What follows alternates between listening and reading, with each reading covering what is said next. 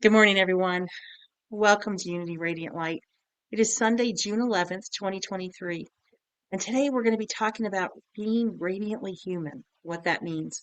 I'm Reverend Cherie Ruffo, and I'm so glad to be here this morning. I wanted to start a lot of this comes from, what we're experiencing now, what's happening.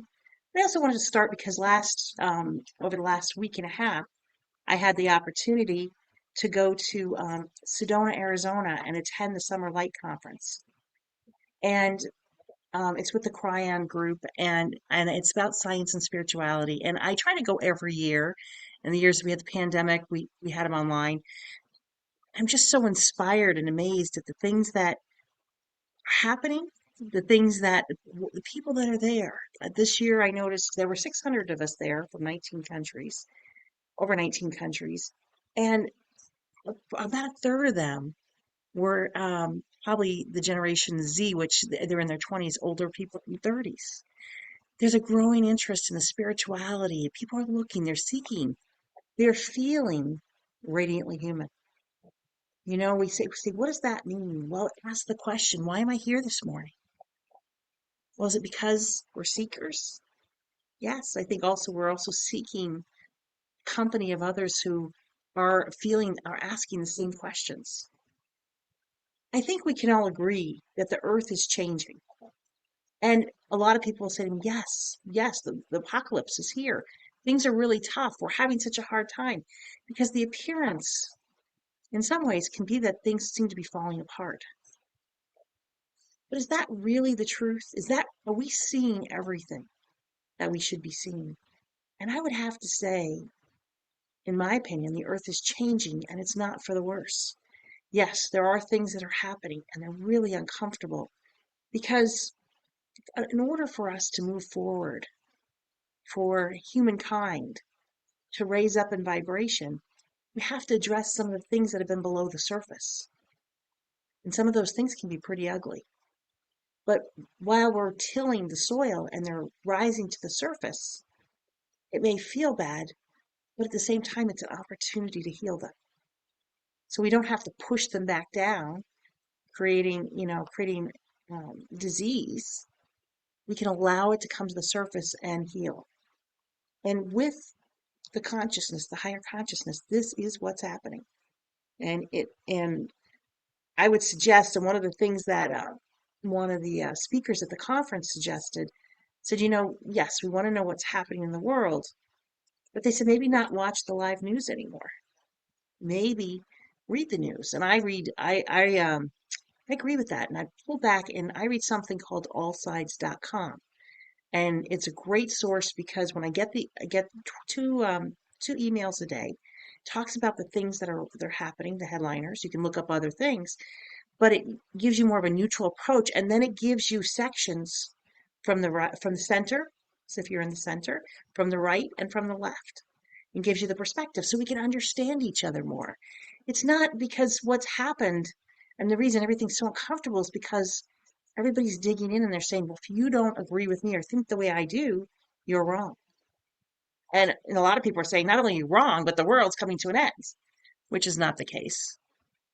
So there's things that we can do, put into our toolbox to help us with that. And one is just be really careful where we're getting our news, how we're digesting it. And sometimes I just have to turn it off because there's just so many things happening all at once. It's just too much. And when we feel like we need to, we can go back into our center and meditate. And I spend a lot more time in meditation these days, my friends. And some people, I've heard it said that the entire human race and the planet are in a dark night of the soul. And one of the speakers, Peggy Phoenix DeBro in Sedona, helped us reframe that. Whoops, hold on one second. My slides froze.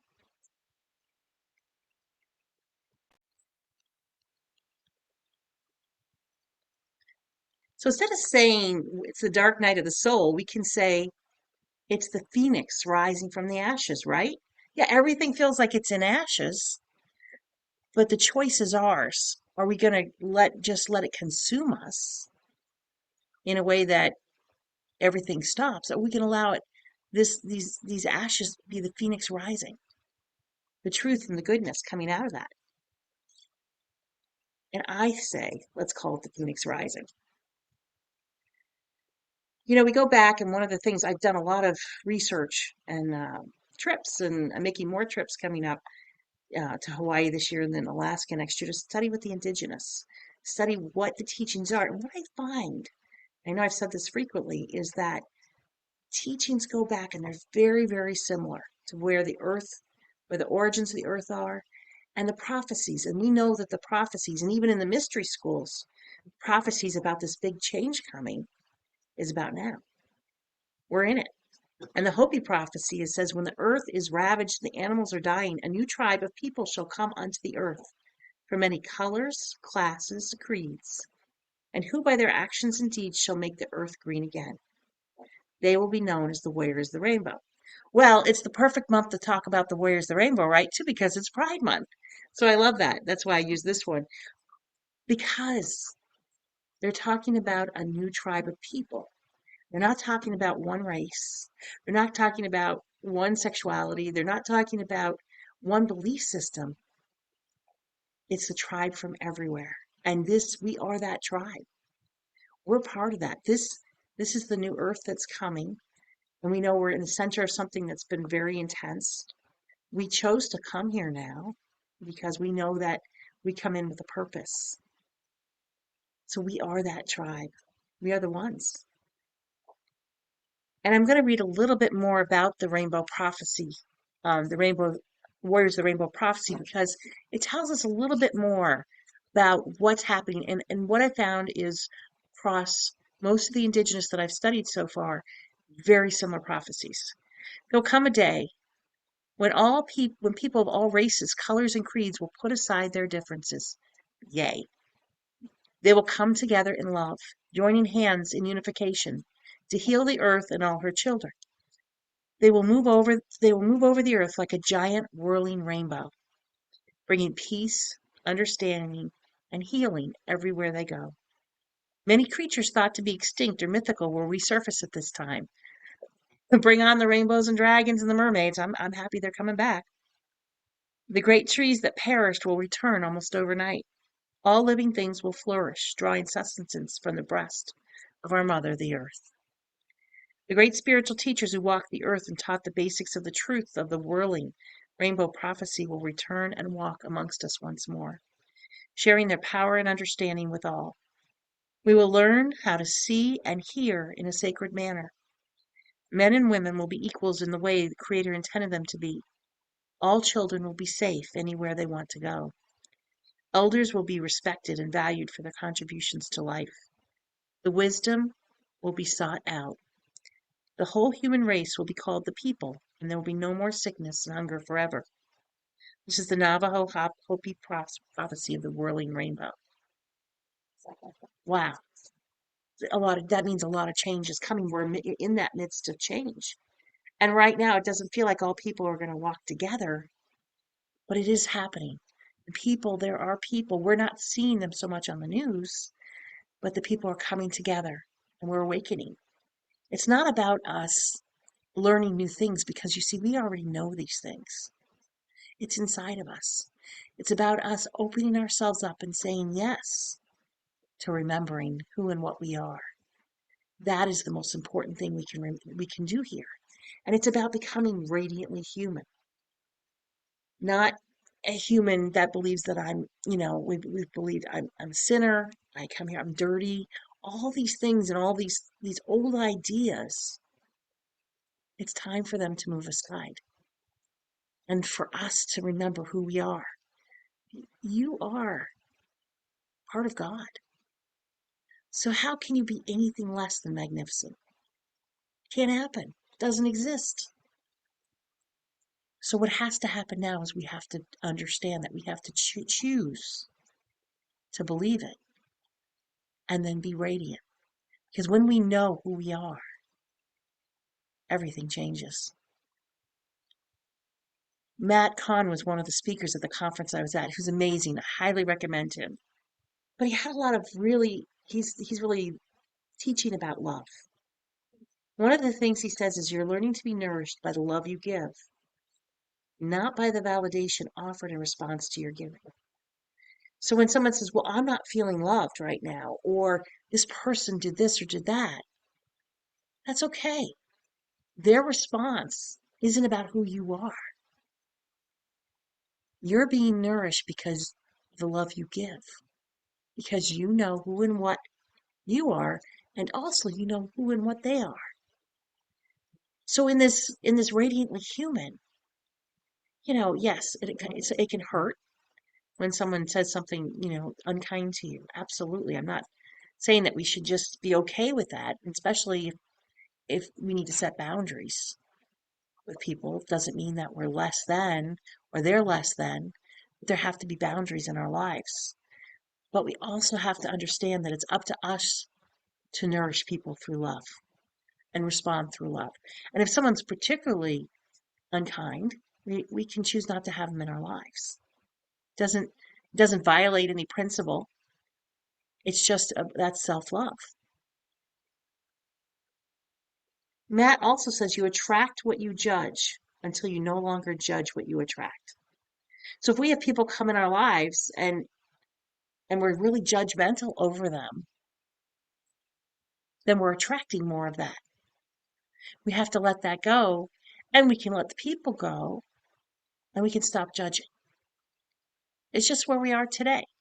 No matter what's happened in the past in your life, we have to stay in the now because it doesn't really matter.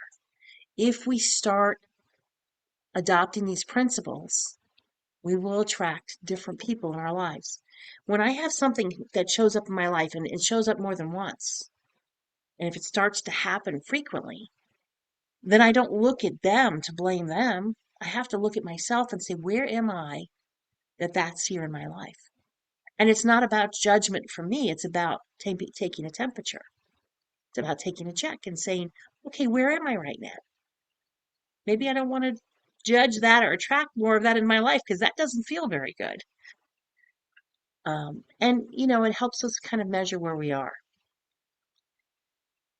And empowerment is realizing you are the one who needs to say the things you've waited your entire life to hear. So if you're waiting for someone to come into your life and save you, or if you're waiting for someone to come in and tell you what you need to hear in your life, you don't have to wait. You can say it to yourself. If you're comfortable, you can say it into a mirror. You can write it down as an affirmation, and then you can say it as often as you like.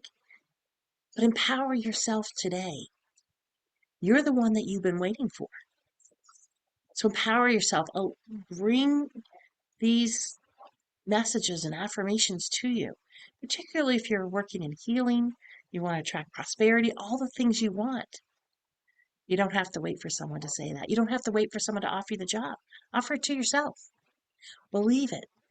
Because when you believe it and when you have a lot of feeling behind it, you will see it. That's the universal law. And when the search for truth becomes a celebration of being, all of life transforms. And one of the things, because we're in this changing time, we're coming from a time when were busy. We would act. Everything was about act. If you want this in your life, act. Go out and get it. Go out and do this. If you want to have that perfect job, spin in a circle 10 times. Go stand behind a door. All of these things that people say you have to do in this new energy, that's no longer true. Allow it to happen in your life. And when your search for truth becomes a celebration of being, when you just be and know, that's when everything will transform around you. You may not have a job today, but you know your value. And if your celebration of being is, I am a gift to this employer, whoever, even if you don't know who they might be, it's going to transform you because you're being in this. And that's one of the most powerful things you can do. So it's not about being busy or following a sequence of events anymore. It's about knowing who you are and being it. And how you love yourself is how you teach others to love you. And I often talk to people who will say to me, people are not being very nice to me. People that are showing up in my life are the wrong people. How are you loving yourself? How are you showing up? Do you have good boundaries, healthy boundaries? Are you taking care of yourself?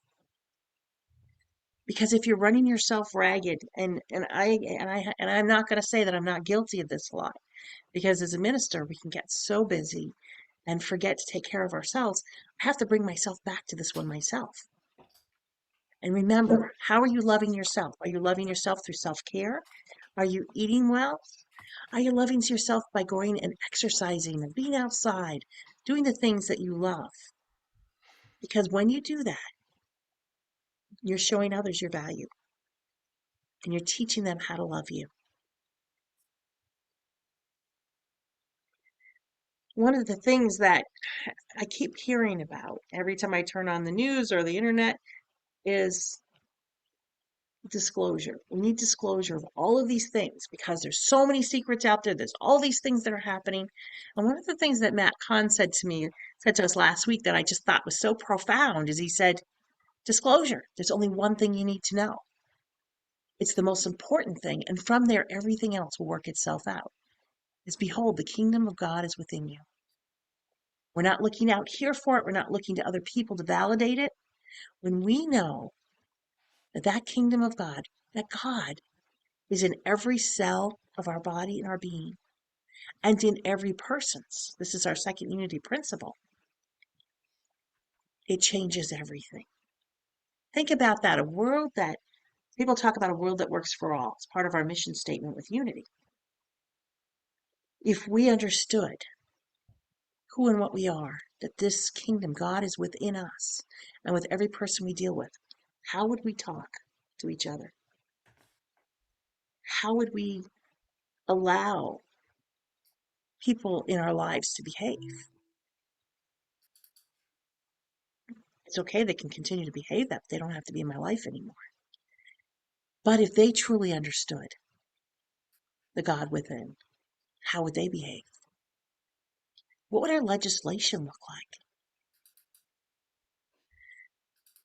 With 30,000 people a day die of starvation on this planet, we're letting the God die?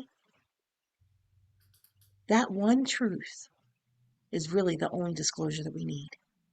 God is within. And with that, we understand that we are all in this oneness because we all have God within, which makes us all part of each other. Taking care of each other becomes natural. Judging each other becomes definitely not self-love. It all changes with that one simple truth. And that's the truth, the only disclosure that I really want to read about, talk about. And I'm sure things are going to come up. But when I come from that perspective, it will change how I respond to everything in my life, how I show up every day, and what I choose to do. Because our light is so big.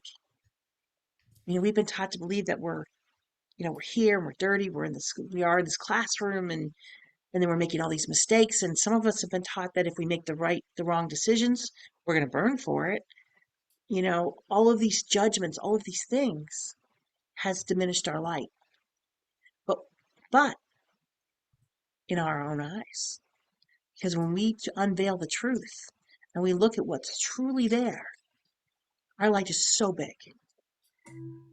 For even to bring you to a place of curiosity is evidence that something within you is seeking the evolution of consciousness that is taking place in this shift.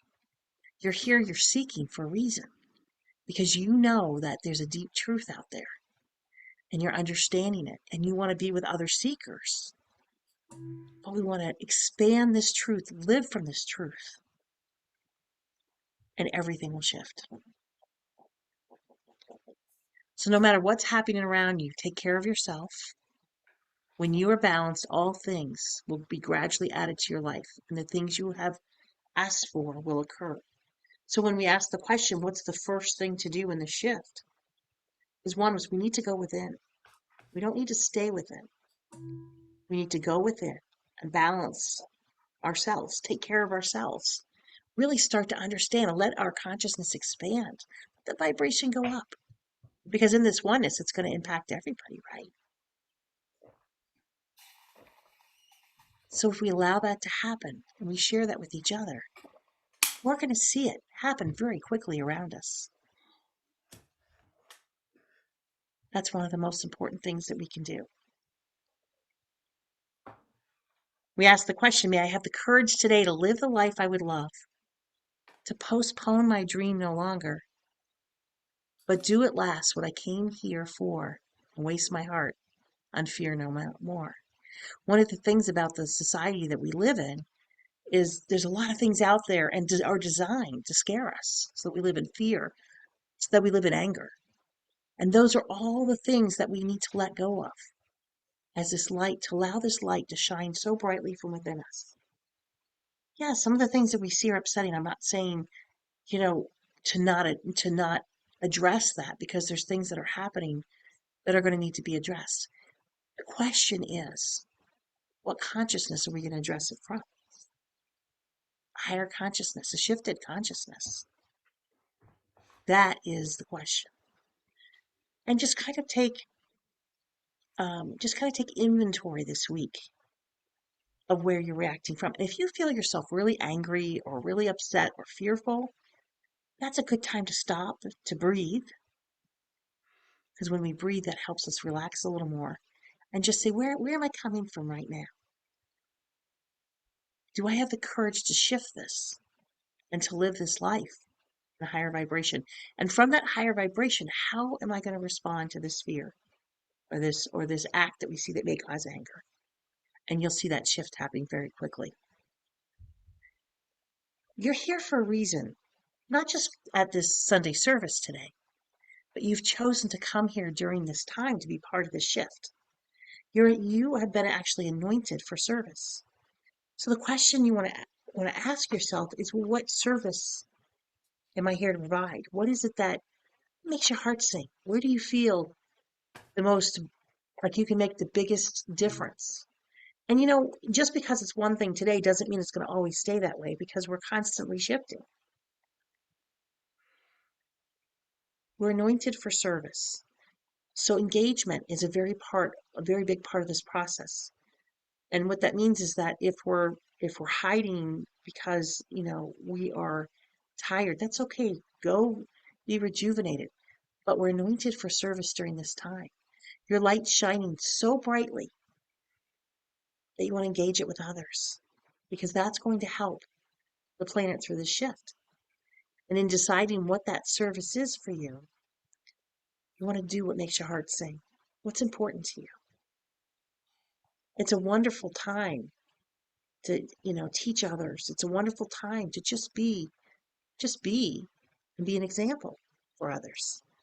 Because people will look to you and say, why are you so calm during this? Why don't I see you reacting the way I see other people reacting?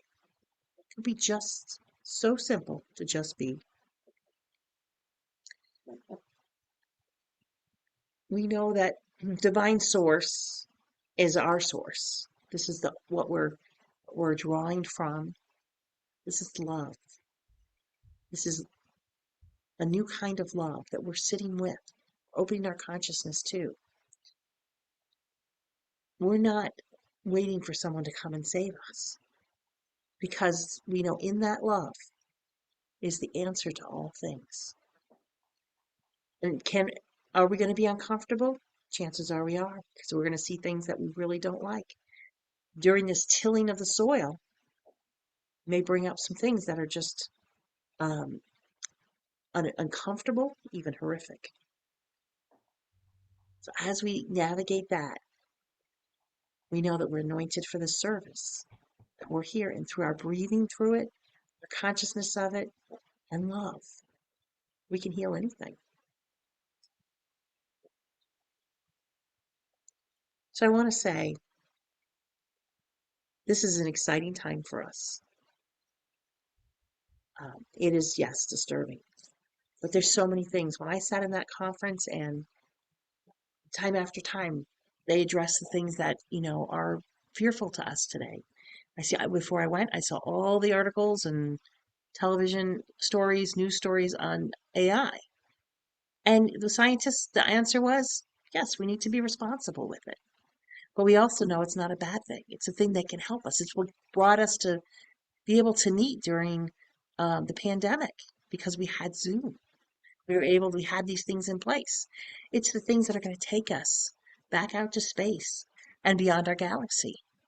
The things that can help us. So as long as we are responsible with it, it's okay. A doctor who I've been following for 21 years, just doing amazing things with the quantum fields and healing, came out this time and said, the first questions he asked, he said, yes, we're looking at healing. It's happening. He's works with stem cell therapy. He's working with so many modalities. Um, a woman that was born without eyes can see through her pineal gland. She was at the conference. All these changes are happening. But he said, how long do you want to live? Do you want to live to 100? Everybody's like, yeah. Do you want to live to 125? Sure. He's like, do you want to live to 1,000? And everybody kind of stopped. Well, do I? Well, sure. Healthy and youthful body, it might be okay. And as long as other people are with me, I don't want to be the only one saying goodbye to everybody. But these are the questions he said we need to take seriously now because the time is here and it's happening. And he went on to show us, he's working with researchers from Harvard and all these different universities and people around the world, places around the world, where they're looking at this question and they're actually documenting now. There's one researcher who's been using some of these protocols, 73 years old, first step back, and he used to do triathlons and he couldn't anymore. First step back, he dropped to 49 when they measured it. Then he kept dropping back. He's now at the age of 30 and he has done 42 triathlons since this started. 42. I just want to work up to where I could do one and start from there. These things are different. The doctor, Dr. Todd, who was there, is now working with NASA, working with them on how to help the human be able to survive a trip to Mars and be able to live there. How? I mean, I don't know about you guys, but yeah, I know everybody's been talking about life on Mars and what would happen, but it's here. All of these things that we're questioning and asking are here, and probably things that we haven't even imagined that we'll be talking about 10 years from now. So I'm excited about this time. Am I disturbed? Yes, there's things that are happening, but I do think if we stand in our light and our integrity and we shine that light and we do what we're here to do, whatever that is for you, things are going to be just fine because we're radiantly human. It's our time, and it's our time to shine that light and to become a higher vibration, higher consciousness human. We talked about the great attractor, and this is from my um, teacher in Australia, and she says the great attractor is love. We're being pulled toward the great attractor, drawing us toward a higher possibility for humanity and guiding us to embrace higher cosmic love, which is the perfect definition for being radiantly human. I'm so excited to be on this journey with you, and I look forward to continuing it with you. As we move into meditation this morning, we're just going to be asking ourselves a few questions. So I just invite you to just relax. You take a nice deep breath in and release. As we say our affirmation to ourselves, I will say it. I am open and receptive to the spirit of truth, healing in me what needs to be healed and revealing to me what needs to be revealed. What is it that I'm willing and open to receiving this morning? What do I want to know about myself? Do I need healing in my body temple? Being open to understanding why it's here and just opening our radiance up, because that radiance is going to heal you, heal all things. So as we take another deep breath in, all the way down to the bottom of our stomach, we just breathe out. all those old ideas. We asked the question this morning, what is it to be radiantly human? So we breathe that in and open ourselves up to that answer. What does it mean to have that divinity inside of me? And on your next breath in, we just allow it to answer, to reveal itself to you. As we breathe out, we feel that divinity. Every cell in your body, every part of you is that divinity. We say, I am divine. I am divine. I am divine.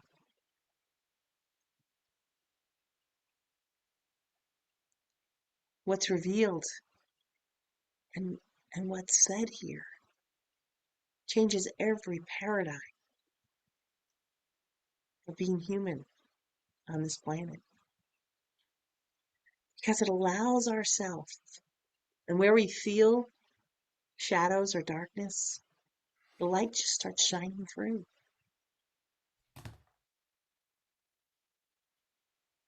You are that light, and just feel that light radiating through you. We're fully human and fully divine at the same time, which makes us radiantly human. Having those experiences that we came here to have. But as we go through this meditation this morning, just feel that radiance. If there's a part of your body that you're not feeling in, just direct your attention there for a moment. As that radiance seeps through. I am radiantly human. And as we go into meditation, to the silence, just allow that. Just allow that to expand throughout.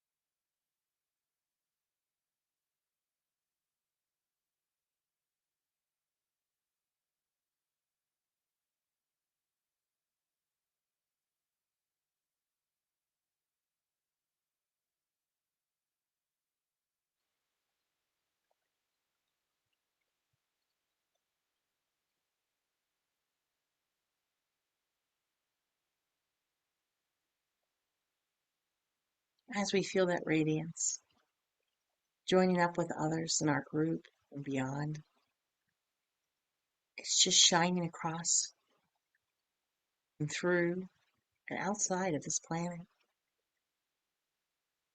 We feel nothing but the light.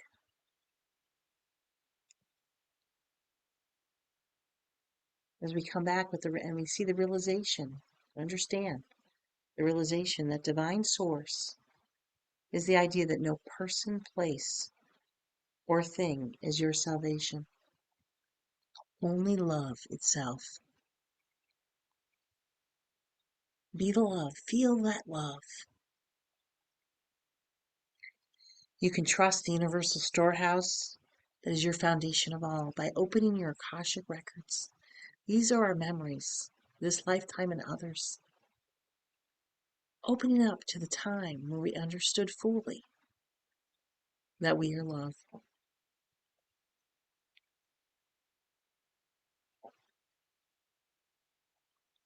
We can feel that oneness shining throughout the planet. And what happens with it is any of the multiplicity, any of the unkind things that are being done, that love is shining on it,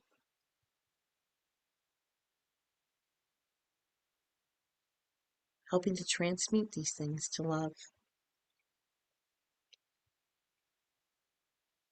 If you're in a tough place and you've been there for a while, or you know that that next door you open, we talked about those hallways,